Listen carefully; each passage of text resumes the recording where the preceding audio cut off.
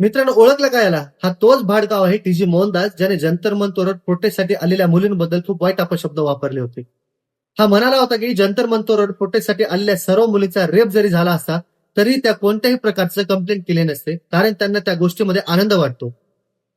आणि सोबत हा असंही म्हणाला होता की जंतर मंतरवर आलेल्या सर्व प्रोटेस्टरांना मी गोळ्या घालून ठार केलं असतं जर हे माझ्या हातामध्ये असलं असतं तर.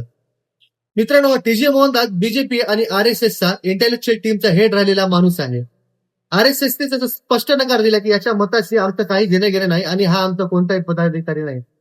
पण तरी मित्रांनो, अशा लोकांमुळे समाजामध्ये खूप मोठा धोका होण्याची शक्यता असते. देशाला खूप मोठं नुकसान असतो अशा लोकांमुळे. याच्या वादग्रस्त वक्तव्यामुळे याला केरळ पोलिसांनी तर अटक केलेलीच आहे. पण आमची रिक्वेस्ट आहे केरळ पोलिसांना की याच्या वयाचा कोणताही विचार न करता याची अशी सेवा करावी, याची अशी खातिरदारी करावी की याने कोणताही चांगला किंवा वाईट विचार करण्याच्या आधी 100 वेळा विचार केला पाहिजे.